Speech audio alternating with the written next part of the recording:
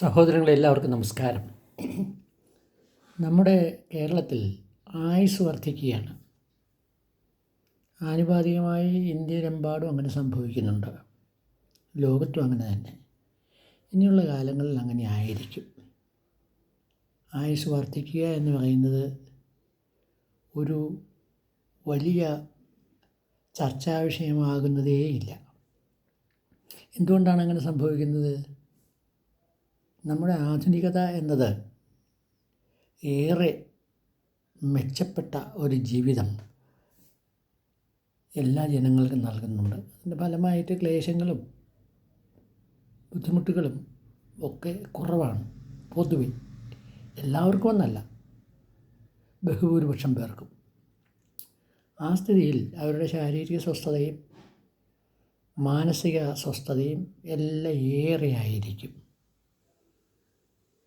അപ്പോൾ ഇങ്ങനെയൊരു സംഭവവികാസം കേരളത്തിലും ഇന്ത്യയിലും പൊതുവെ ലോകത്തുമൊക്കെ ഉണ്ടായിക്കഴിഞ്ഞാൽ സാധാരണഗതിയിൽ കുറേ മാറ്റങ്ങൾ നമ്മുടെ ജീവിതത്തിലുണ്ടാവും. എന്താണ് ആ മാറ്റങ്ങളെന്ന് പരിശോധിക്കുകയാണ് ഈ വീഡിയോയിൽ ഞാൻ ചെയ്യുന്നത്. ഒന്ന്, ഇന്നലെ വരെ റിട്ടയർമെൻറ്റ് എന്ന രീതിയിൽ നാം പറഞ്ഞിരുന്ന ചില മൈൽ സ്റ്റോൺസ്, അതിൻ്റെ അളവ് കൂട്ടേണ്ടി വരും. അതെങ്കിലും ഭൂരിപക്ഷം പേരെ ഉൾക്കൊള്ളാൻ കഴിയാത്ത ഒരു സ്ഥിതി രാജ്യത്തിനുണ്ടാവും. ഞാൻ തന്നെ ഇപ്പോൾ 80 വയസ്സാണ്. എനിക്ക് സാധാരണഗതിയിൽ എല്ലാ കാര്യങ്ങളുമൊക്കെ ചെയ്തു കൊണ്ടുപോകുന്നതിന് സ്വയം കഴിയുന്നുണ്ട്. അതുപോലെ 80 വയസ്സും അതിനപ്പുറവുമുള്ള ആളുകൾക്ക് കഴിയുന്നുണ്ടെന്നാണ് എൻ്റെ വിശ്വാസം. അപ്പോൾ അവരെ ആ റിട്ടയർമെൻറ്റ് ഏജിൻ്റെ പേരിൽ എല്ലാ രംഗങ്ങളിൽ നിന്ന് അകറ്റി നിർത്തുന്ന ഒരു പ്രവണത പല കോണുകളിൽ നിന്നുണ്ടാകുന്നത് ഏറ്റവും കൂടുതൽ കാണുന്നത് രാഷ്ട്രീയ രംഗങ്ങളിലാണ്. എന്താണ് രാഷ്ട്രീയക്കാർ പറയുന്നത്? 75 കഴിഞ്ഞാൽ നിങ്ങൾ വെറുതെ ഇരുന്നാൽ മതി എന്ന രീതിയിലുള്ള വർത്തമാനമാണ് എവിടെയും കേൾക്കുന്നത്. ചിലരൊക്കെ അതിനെതിരായിട്ട് കലഹിക്കുന്നുണ്ട്. അത് പക്ഷേ ക്ലച്ച് പിടിക്കുന്നില്ല. ചെറുപ്പക്കാർക്ക് വേണ്ടിയുള്ള സ്ഥാനമാനങ്ങൾ നൽകുന്ന തിരക്കിൽ ഇതുപോലുള്ള കാര്യങ്ങൾ മറന്നു പോവുകയാണ് ചെയ്യുന്നത്. യഥാർത്ഥത്തിൽ എന്താ ചെയ്യേണ്ടത്? സീനിയറായിട്ടുള്ള ആളുകളെ ചേർത്ത് പിടിച്ചുകൊണ്ട് അവർക്ക് വേണ്ടിയുള്ള പ്രത്യേക സംസ്ഥാന കമ്മിറ്റികളും അവർക്ക് വേണ്ടിയുള്ള ചില ക്രമീകരണങ്ങളും എല്ലാം നമ്മൾ ചെയ്യേണ്ടി വരും. സാധാരണ രീതിയിൽ പിന്നെ ഒരു രാഷ്ട്രീയ പാർട്ടിയിലാണെങ്കിൽ അവർ പിന്നെ ഒരു നിശ്ചിത പ്രായത്തിലുള്ള ആളുകൾ മാത്രമേ സംസ്ഥാന കമ്മിറ്റിയിൽ, സംസ്ഥാന എക്സിക്യൂട്ടീവിൽ അങ്ങനെയൊക്കെ എടുക്കൂ. അത് തുടരട്ടെ, അതിന് യാതൊരു പ്രശ്നവുമില്ല. അതിൻ്റെ പ്രായപരിധി വീണ്ടും കൂട്ടാവുന്നതേ ഉള്ളൂ. അത് സാധ്യമല്ലെങ്കിൽ ഇതുപോലെ തന്നെ തുടരട്ടെ. പക്ഷേ പൂർണ്ണമായി ഈ വിഭാഗം ആളുകളെ ഒഴിവാക്കുക എന്ന് പറയുന്നതിനോട് എനിക്ക് യോജിക്കാൻ കഴിയുന്നില്ല. ആ വിഭാഗങ്ങൾ ഉൾക്കൊണ്ടുകൊണ്ട് അവർക്കുള്ള പ്രത്യേക കമ്മിറ്റികൾ ഉണ്ടാക്കുകയാണ് വേണ്ടത്. ഉദാഹരണം, എല്ലാ രാഷ്ട്രീയ പാർട്ടികളും സീനിയർ സിറ്റിസൺസ് ഫോറം തുടങ്ങട്ടെ. ആ ഫോറത്തിൽ സാധാരണ രാഷ്ട്രീയ കാര്യങ്ങൾ ചർച്ച ചെയ്യുന്നത് പോലെ തന്നെ രാഷ്ട്രീയ കാര്യങ്ങൾ ചർച്ച ചെയ്യട്ടെ. ചർച്ച ചെയ്ത് അവരെടുക്കുന്ന തീരുമാനങ്ങൾ അവർക്ക് താല്പര്യമുള്ള അവരുടെ രാഷ്ട്രീയ പാർട്ടികളെ അറിയിച്ചിട്ട് അത് ഉൾക്കൊള്ളാൻ കഴിയുന്നതാണെങ്കിൽ അവർക്ക് ചെയ്തുകൂടെ എന്നാണ് എൻ്റെ ചോദ്യം. അതിനെന്താണ് ബുദ്ധിമുട്ടെന്ന് എനിക്ക് മനസ്സിലാവുന്നില്ല.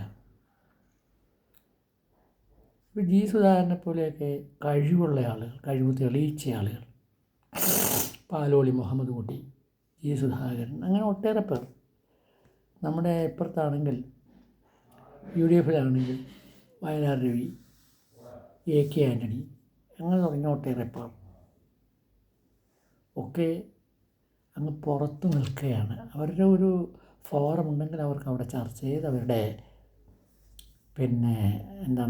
അഭിപ്രായങ്ങൾ പാർട്ടിയെയും പൊതുജനങ്ങളെ അറിയിക്കാൻ കഴിയുമായിരുന്നു. അങ്ങനെ ഒരു കാര്യം ഉണ്ടാക്കണമെന്ന് തന്നെയാണ് എൻ്റെ അഭിപ്രായം. ഇന്നല്ലെങ്കിൽ നാളെ ഇത് വേണ്ടി വരും. മറ്റൊന്ന് റിട്ടയർമെൻറ്റ് പ്രായം സംബന്ധിച്ച കാര്യമാണ്. ഇനിമേൽ റിട്ടയർമെൻറ്റ് ഉണ്ടാകുമോ എന്നുള്ളത് തന്നെ സംശയമാണ്. കാരണം ഇത് കൃത്രിമ ബുദ്ധിയുടെ, നിർമ്മിത ബുദ്ധിയുടെ കാലമാണ്. അങ്ങനെ വരുമ്പോൾ പല കാര്യങ്ങളും ചെയ്യാനായിട്ട് മനുഷ്യർ തന്നെ വേണമെന്നില്ല. എന്നിരിക്കെ ഈ റിട്ടയർമെൻറ്റ് ഏജിൽ എന്തർത്ഥമാണുള്ളത്? അതും പുനഃപരിശോധിക്കണം. ഓരോരുത്തർക്കും ഇഷ്ടമുള്ളപ്പോൾ പിരിഞ്ഞു പോകുന്ന ഒരു രീതിയിലേക്ക് കാര്യങ്ങൾ വരണം. എനിക്ക് അനാരോഗ്യമാണെന്ന് തോന്നിയാൽ ഞാൻ പിരിഞ്ഞു പോകാനായിട്ട് എന്നെ അനുവദിക്കണം. ഇല്ല, ഗവൺമെൻറ് പറയുകയാണ് അത് പറ്റില്ല, നീ ഇത്രാമത്തെ വയസ്സിൽ തന്നെ കൃത്യമായിട്ട് പോകണമെന്ന്. അപ്പോഴും അദ്ദേഹത്തിന് എല്ലാ കാര്യങ്ങളും ചെയ്യാനുള്ള കഴിവും പ്രാപ്തിയും ഉണ്ടെങ്കിൽ അദ്ദേഹത്തിന് അതിനുള്ള അവസരം നൽകുകയാണ് വേണ്ടത്. അപ്പോൾ നിങ്ങൾ ചോദിക്കാവുന്നൊരു ചോദ്യം, അല്ലെങ്കിൽ എല്ലാവരും ചോദിക്കാൻ മതി, അപ്പോൾ പുതിയ തലമുറയ്ക്ക് ജോലിയൊന്നും വേണ്ടിയെന്നാണ്. പുതിയ തലമുറയുടെ ജോലിയെ ബാധിക്കാത്ത വിധത്തിലുള്ള അറേഞ്ച്മെൻറ്റ്സ് ഉണ്ടാക്കിയാൽ മതി. അതെന്താണിത്? റിട്ടയർ ചെയ്യുന്നു, പക്ഷേ ജോലി തുടരുന്നു. ഒരു സന്നദ്ധ ബേസിൽ വോളണ്ടറി ബേസിസിൽ, നേരത്തെ കിട്ടിയിരുന്ന ശമ്പളം കിട്ടാത്ത രീതിയിൽ. അങ്ങനെയൊക്കെയുള്ള ചില അഡ്ജസ്റ്റ്മെൻറ്റുകൾ നമ്മുടെ നാട്ടിൽ ഇനിയെങ്കിലും ഉണ്ടായേ പറ്റൂ. അതല്ലെങ്കിൽ കുഞ്ചൻ നമ്പ്യാർ പറഞ്ഞതുപോലെ കാലിനില്ലാത്ത കാലത്ത് അപ്പൂപ്പൻ മുതുക്കൻ്റെ മുത്തച്ഛനിരിക്കുന്നു, മുത്തച്ഛൻ ഓയിലുള്ള മുത്തച്ഛൻ മരിച്ചില്ല, 500 വയസ്സുള്ള ഒരു അപ്പൂപ്പന്മാരും ഇപ്പോൾ കുഞ്ഞായിട്ടിരിക്കുന്നു, അപ്പൂപ്പൻ അവനുമുണ്ട് എന്നിങ്ങനെയുള്ള കുഞ്ചൻ നമ്പ്യാർ വർണ്ണിച്ച ആ കാലം വന്നുകൂടായികയില്ല. വേണം ഒരു പുനഃവിചിന്തനം എല്ലാ കാര്യത്തിലും വേണം. നന്ദി, നമസ്കാരം.